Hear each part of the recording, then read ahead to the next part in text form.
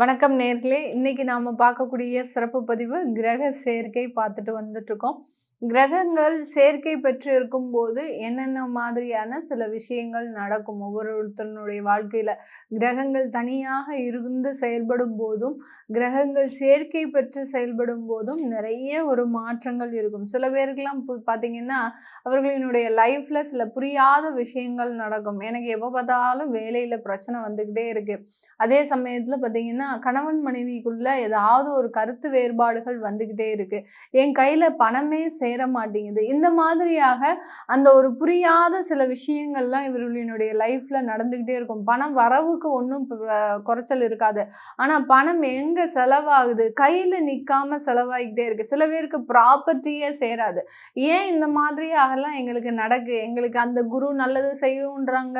அடுத்து பார்த்தீங்கன்னா சனி பகவான் நல்லது செய்யுன்றாங்க. அடுத்து பார்த்தீங்கன்னா ஒவ்வொரு கிரகங்களினுடைய பெயர்ச்சிகளும் எங்களுக்கு நல்லது செய்யும்னு நாங்களும் அடிக்கடி பார்த்துக்கிட்டே இருக்கிறோம். ஆனாலும் எங்களுக்கு ஏதோ ஒரு விஷயங்கள் எங்களுடைய வாழ்க்கையில தடையாக இருக்கு அப்படின்ற அந்த புரியாத விஷயங்கள் எல்லாமே இந்த கிரக சேர்க்கையின் மூலமாக உங்களுடைய லைஃப்ல நடக்கும். அதை பத்தி தான் நம்ம ஒவ்வொரு ராசி அன்பர்களுக்கும் சொல்லிட்டு இருக்கிறோம். அதனுடைய வரிசையில இன்னைக்கு துலாம் ராசி அன்பர்களுக்கு என்னென்ன கிரக சேர்க்கைகள் உங்களுடைய லைஃப்ல நிறைய ஒரு மாற்றத்தை கொடுக்கும் அப்படின்றத நம்ம பார்க்கலாம். துலாம் ராசி என்பர்கள் காலபுருஷனுக்கு 7ஆம் இடத்துல இருக்கக்கூடிய ஒரு ராசி என்பர்கள். இந்த 7ஆம் இடம் அப்படின்றது போது பார்த்தீங்கன்னா, கம்யூனிகேஷன் ஸ்கில் இவர்களுக்கு ரொம்ப அதிகப்படியாக இருக்கும். ஒருத்தர்கிட்ட பேசணுன்ற அவசியமே இல்லை. இவங்க போய் பக்கத்துல நின்னாலே எதிராளிகள் நல்லா பேச ஆரம்பிச்சிருவாங்க. இவங்க சாதாரணமாக தான் பேசுவாங்க. இவர்களினுடைய பேச்சு பார்த்தீங்கன்னா அவங்களுக்கு ரொம்ப பிடிக்கும். அந்த அளவுக்கு அந்த பேச்சுல ஒரு ஈர்ப்புத்தன்மை இருக்கும், ஒரு வசீகரம் இருக்கும், ஒரு காந்த பார்வைன்னு சொல்லுவோம் இல்லையா, அந்த மாதிரியாக ஒரு வசீகரமிக்க ஒரு பேச்சு அப்படின்றது ஒரு போல்டான பேச்சு. இது இப்படிதான் செய்யணும், இது இப்படிலாம் செய்யக்கூடாது அப்படின்ற மாதிரியான இந்த வார்த்தைகள்ல ஒரு கவனமான ஒரு அமைப்பு அப்படின்றது இந்த துலாம் ராசி என்பர்களுக்கு அதிகப்படியாக இருக்கும். வேலை செய்யறதுக்கு தயங்கவே மாட்டாங்க. இந்த ராசியில சுக்கிரன் ஆட்சி பெற்றாலும் சனி உச்சம் பெற்று சூரியன் நீச்சம் பெறக்கூடிய ஒரு ராசி அப்படின்றது இந்த துலாம் ராசி தான். இந்த 3 கிரகங்களினுடைய அமைப்பும் இந்த துலாம் ராசி என்பவர்களுக்கு 100% செயல்படும். இதுல என்ன அப்படின்னு கேட்டோம்னா, இந்த துலாம் ராசி என்பவர்கள் எப்போதுமே வருமானத்தை நோக்கி டிராவல் பண்ணக்கூடிய ஒரு அன்பர்களாக தான் இருப்பாங்க. ஆனா அந்த வருமானத்தை சேமிக்க முடியாம தவிக்கக்கூடிய ஒரு அன்பர்களும் இந்த துலாம் ராசி என்பவர்கள் தான். ஏன் அப்படின்னு கேட்டீங்கன்னா, சுக்கிரன் இவர்களினுடைய ராசிக்கு ஆட்சி பெற்று இருந்தாலும் இவர்களினுடைய ராசிக்கு அஷ்டமாதிபதியும் அவர் தான். அதனால வருமானத்தினாலதான் பிரச்சனை, அடுத்து வருமானமே இல்லாம பிரச்சனை, இப்படி அந்த ஒரு பொருளாதார ரீதியாக தான் இந்த துலாம் ராசி என்பர்கள் அதிகப்படியாக பாதிக்கப்படக்கூடிய ஒரு அமைப்பு அப்படின்றது இருக்கும். அடுத்து லாபாதிபதி அப்படின்னு சொல்லக்கூடிய அந்த சூரியன் அப்படின்னு பார்த்தீங்கன்னா, சூரியன் இந்த ராசியில நீச்சம் அடைகிறதுனால நிறைய துலாம் ராசி அன்பர்களுக்கு பதவிகள் உயர்வு வர வர பார்த்தீங்கன்னா ரொம்ப ப்ரெஷரைஸ்டா ஒர்க் பண்ணக்கூடிய ஒரு அமைப்பு அப்படின்றது இருக்கும். ஏன்டா நம்ம ப்ரமோஷன் வாங்கினோம், ஏன்டா நம்மளுக்கு இவ்வளோ பெரிய பதவி கிடைச்சது, இந்த பதவி கிடைக்காமலே இருந்திருந்தா நான் நிம்மதியா இருந்திருப்பேன், ஒரு காலத்துல பதவி இல்லாம நான் நிம்மதியா வேலை பார்த்தேன், இப்போ பார்த்தீங்கன்னா எனக்கு பதவிகளோடு நிறைய ஒர்க் ப்ரெஷரு, அடுத்து பார்த்தீங்கன்னா தேவையில்லாம ஒரு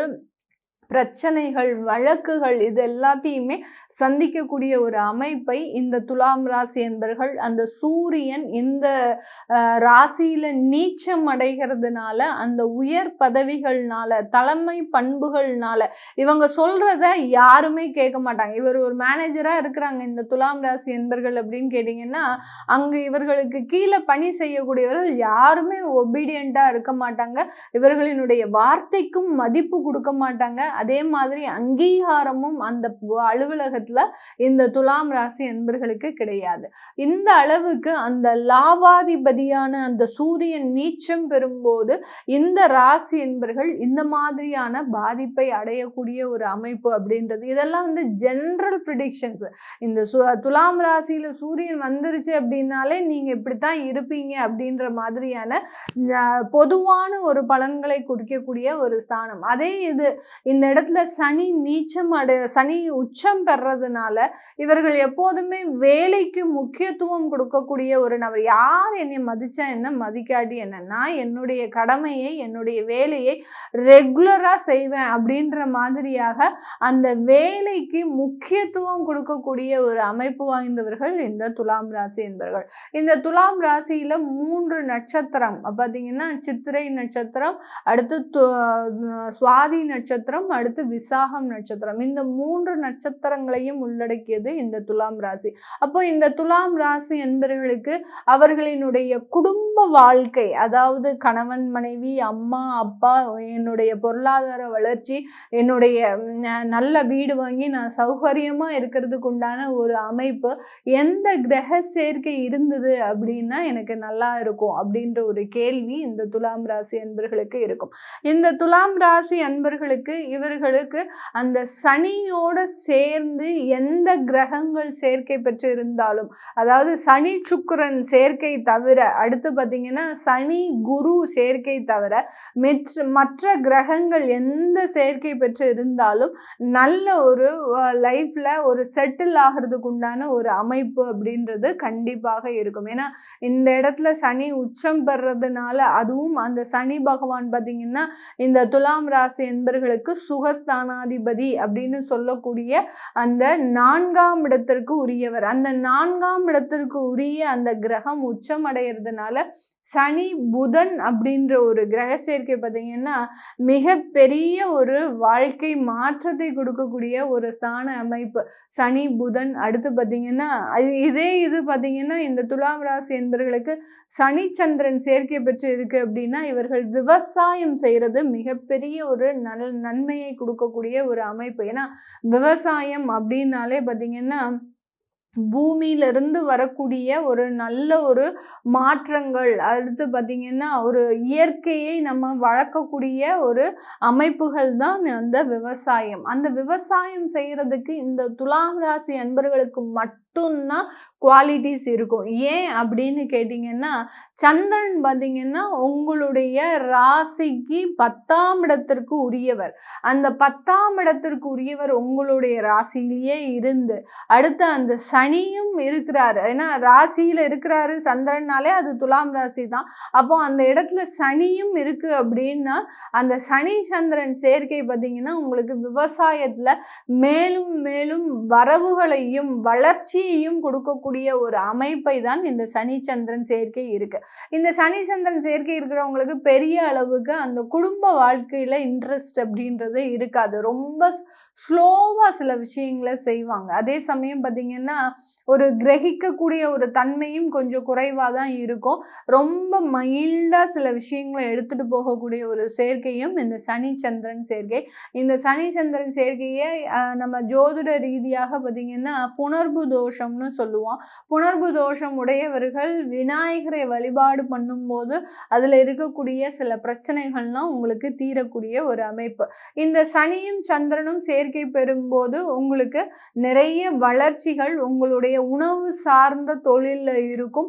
உணவுகள் மூலமாக ஏற்றங்கள் இருக்கும். வெளிநாட்டுல எக்ஸ்போர்ட் சம்பந்தப்பட்ட உணவு சார்ந்த, அதாவது ரெஸ்டாரண்ட் வைக்கிறது, சூப்பர் மார்க்கெட் வைக்கிறது, இது எல்லாமே இந்த சனி சந்திரன் சேர்க்கை இருக்கும்போது இந்த துலாம் ராசி என்பர்களுக்கு அதிகப்படியான ஒரு மாற்றத்தை கொடுக்கும். அடுத்து பார்த்தீங்கன்னா சூரியனும் சுக்கிரனும் சேர்க்கை பெறும்போது இந்த காலகட்டம், அதாவது இந்த துலாம் ராசி என்பவர்களுக்கு இந்த சூரியன் சுக்கிரன் சேர்க்கை பார்த்தீங்கன்னா ஒரு அரசாங்க பதவியை கொடுக்கக்கூடிய ஒரு அமைப்பு அப்படின்றது கண்டிப்பாக இருக்கும். சூரியன் பார்த்தீங்கன்னா இந்த இடத்துல நீச்சம் அடைகிறாரு, சுக்கிரன் ஆட்சி பெறுகிறாரு. ஆனால் அந்த சுக்கிரன் பார்த்தீங்கன்னா அஷ்டமாதிபதி அப்படின்றதுனால ஒரு அரசாங்க பதவியையும் கொடுத்து அந்த அரசாங்கத்துல நிறைய ஒர்க்லோடையும் கொடுக்கக்கூடிய ஒரு கிரக சேர்க்கை அப்படின்னா இந்த சூரியனும் சுக்கிரனும் சேர்க்கை பெற்ற ஒரு கிரக சேர்க்கை தான். அரசாங்க உத்தியோகம் அப்படின்றது 100% கன்ஃபார்மா இவர்களுக்கு கிடைக்கக்கூடிய ஒரு அமைப்பு அப்படின்றது இந்த துலாம் ராசி என்பவர்களுக்கு இருக்கும். அடுத்து இந்த துலாம் ராசி என்பவர்களுக்கு அதிகப்படியான வளர்ச்சிகளை கொடுக்கக்கூடிய ஒரு கிரக சேர்க்கை பொருளாதார ரீதியாக. அடுத்து பார்த்தீங்கன்னா உங்களுக்கு ஒரு பெரிய கௌரவ கௌரவமான ஒரு வாழ்க்கையை கொடுக்கக்கூடிய ஒரு கிரக சேர்க்கை அப்படின்னு பார்த்தீங்கன்னா, செவ்வாயும் குருவும் சேர்ந்த ஒரு கிரக சேர்க்கை தான் உங்களுக்கு அதிகப்படியான குரு செவ்வாய் சேர்க்கை இருக்கு அப்படின்னாலே இந்த துலாம் ராசி என்பர்களுக்கு ஒரு கௌரவமான ஒரு வாழ்க்கையை கொடுக்கக்கூடிய ஒரு ஸ்தானம். ஏன்னா செவ்வாய் பார்த்தீங்கன்னா உங்களுடைய தனஸ்தானாதிபதி, களத்திர ஸ்தானாதிபதி. குரு பார்த்தீங்கன்னா உங்களுடைய தைரிய வீரிய ஸ்தானாதிபதி, உங்களுடைய பூர்வ புண்ணிய அதாவது ருணரோக சத்துரு ஸ்தானாதிபதி. இந்த மாதிரியான இந்த ஸ்தானத்திற்கு உரிய இந்த 2 கிரகங்களும் உங்களுடைய ராசியின் மீது சேர்க்கை பெற்று இருந்தது அப்படின்னா ஒரு நல்ல ஒரு கௌரவமான ஒரு வாழ்க்கையையும், எதுலையுமே நிறைய போராடி வெற்றி அடையக்கூடிய ஒரு வாழ்க்கையும் கொடுக்கக்கூடிய ஒரு அமைப்பு அப்படின்றது இந்த துலாம் ராசி என்பர்களுக்கு முழுமையாக கிடைக்கக்கூடிய ஒரு ஸ்தானம். இந்த துலாம் ராசி என்பர்களுக்கு மேக்சிமம் இப்போ பார்த்தீங்கன்னா உங்களுக்கு அந்த குரு, சனி, அடுத்து புதன் இந்த மாதிரியான திசாபுத்திகள் நடந்துட்டு இருக்கும். இந்த திசாபுத்திகளின் படி இவர்களுக்கு இந்த கிரக சேர்க்கை இருக்கு அப்படின்னா ஒரு நல்ல ஒரு சேஞ்சஸையும் இந்த மாதிரியான கிரக சேர்க்கை இதில் ரொம்ப கெடுதலான கிரக சேர்க்கை அப்படின்னு பார்த்தீங்கன்னா இந்த துலாம் ராசி என்பர்களுக்கு சுக்கிரன் ராகு, சுக்கிரன் கேது, அடுத்து பார்த்தீங்கன்னா அந்த குரு ராகு, குரு கேது இந்த 2 சேர்க்கையும் தான் பார்த்தீங்கன்னா அதிகப்படியான ஒரு பொருளாதார வளர்ச்சி இல்லாத ஒரு வாழ்க்கையை கொடுக்கும்.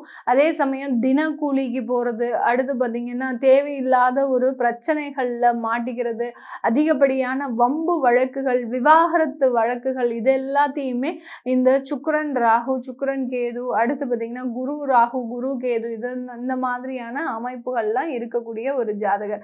இந்த குரு ராகு, குரு கேது இந்த 2 கிரகங்களுக்கும் உண்டான ஒரு டிஃப்ரென்ஸ் என்ன அப்படின்னா இந்த துலாம் ராசி என்பவர்களுக்கு குரு ராகு இருக்கும்போது குழந்தை பாக்கியமே இருக்காது.